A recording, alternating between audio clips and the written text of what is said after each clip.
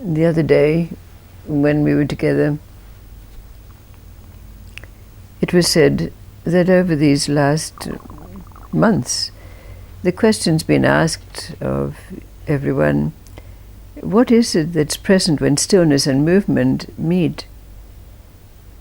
But moving on from that, there's another question that's now posed.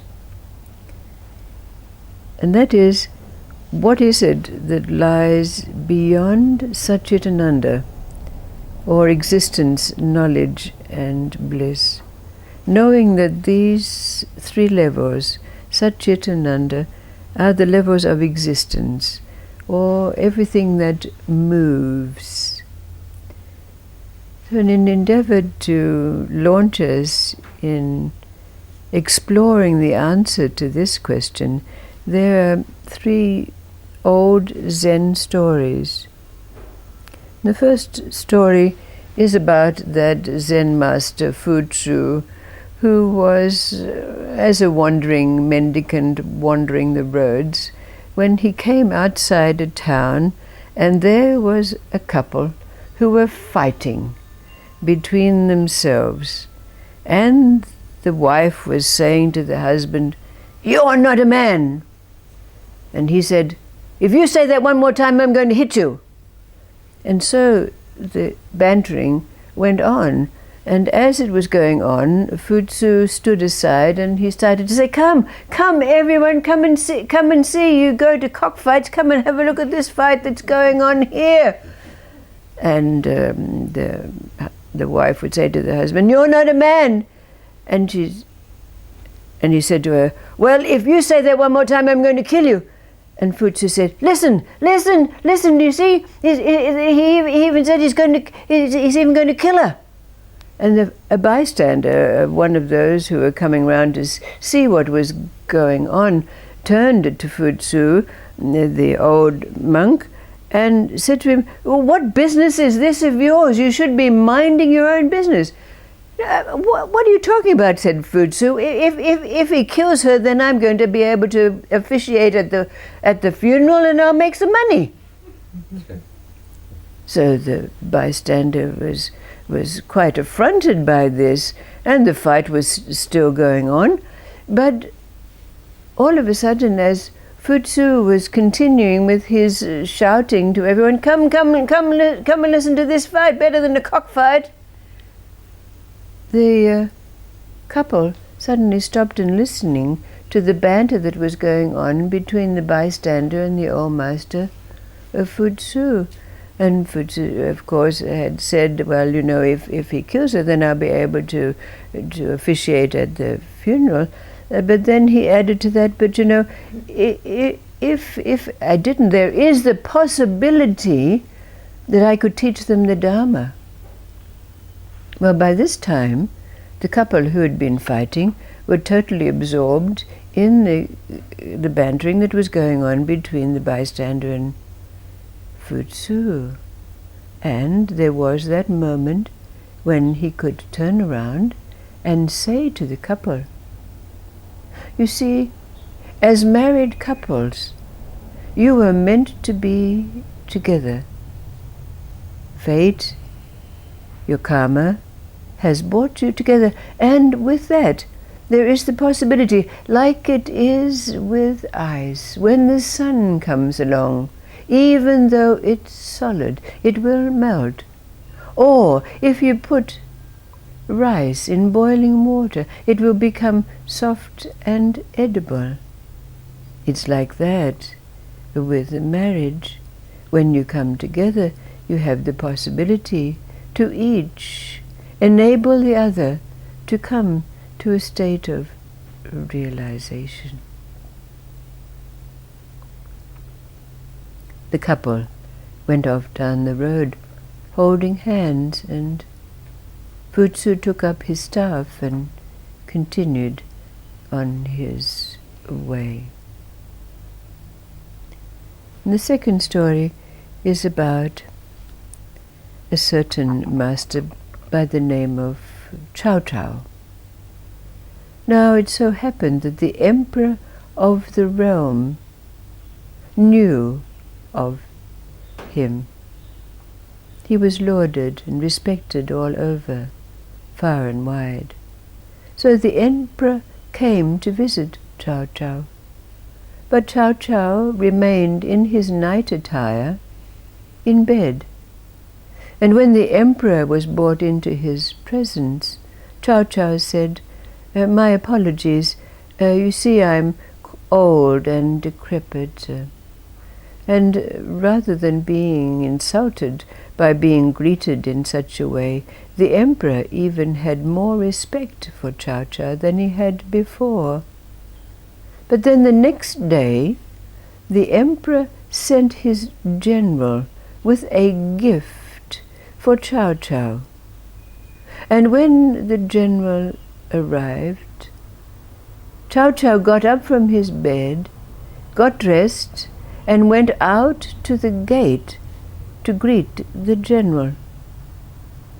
Now, after some while, the followers of Chow Chow said to the master, "Master, we don't understand your actions. When the emperor came, you remained in your bed in your night attire, and when the general came, you went to the gate to greet him in your full regalia." "Ah," said Chow Chow. He said, "I have 3 ways of greeting people. Those superior people I welcome in my bed with my original face. Ordinary people I greet in the reception hall of the monastery, and inferior people I meet at the gate with common courtesy." And the third story is that story about that seeker after knowledge. And he heard about a great Zen master who lived as a hermit in a certain mountain. So the seeker sought out the master and made the arduous trek up the mountain to the hermitage where the Zen hermit lived. When he arrived there, the seeker said to the master, "Master, I long to attain knowledge so that I can go out into the world and help all sentient beings to attain the state of liberation. Will you teach me?" "Oh," said the master, "you can stay around for a while. You can help me dig the vegetable garden and gather wood for the fire." So readily, thinking that the master would impart knowledge to him, the seeker established himself in the little hermitage. But after a few months of gathering wood and stirring the rice and digging the garden, there was no inkling or sign of any teaching coming from the master. So, gathering his courage, the seeker asked the master, "Master, when are you going to teach me?" "Oh, wait, in good time," said the master. Well, time passed, and still not a word of teaching. Their evenings around their little fire were spent in silence, the silence of meditation and contemplation, but not a word of knowledge was imparted from the master to the student. And again he got up the courage to ask the master, "Master, when are the teachings going to begin?" Wait, patience, don't be impatient," said the old master. But by this time, the seeker had lost time. It seemed that he was in a timeless space. and he'd grown to love and respect and revere, trust the old master. And so a considerable time elapsed before the thought came to him again, and he again got up the courage to ask the old master, and again the master saying to him, "Don't be so impatient, wait." And after some while, the student forgot who he was. He couldn't see the difference between the master and himself. Not only had he lost time, but he'd lost his identity. The days passed in blissful contemplation, meditation, nature, sitting by the fire in silence. But then, after what was a number of years, one evening, as they were sitting by the fire, the seeker suddenly remembered, had a thought, and so he said, Master, why is it that you never taught me?" And the old master bent down, picked up his straw sandal, and struck the seeker across his face. The very next day, the seeker, gathering himself together, putting on his own straw sandals, descended the mountain to enter the world, to begin his teaching.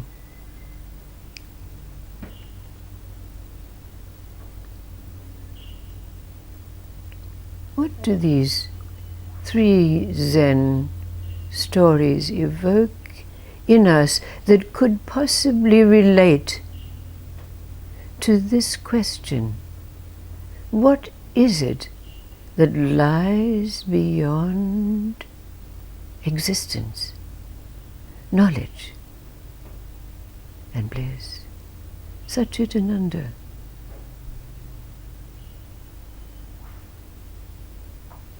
What is it that arises for you in the still silence of this place where we recognize we no longer remember who we are? What am I here for? What am I supposed to be doing? What's it all for?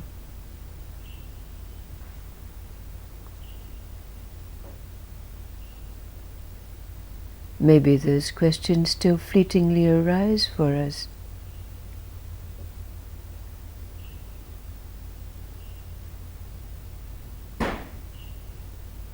But are they not lost again?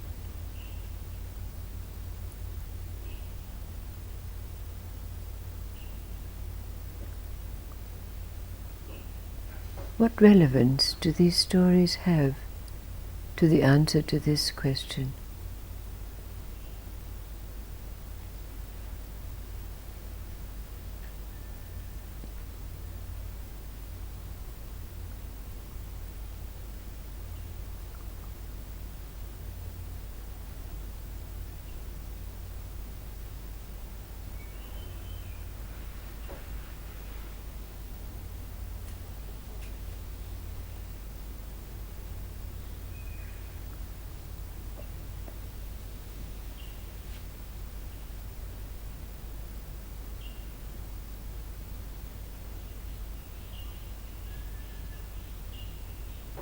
For me, that space beyond is the emptiness.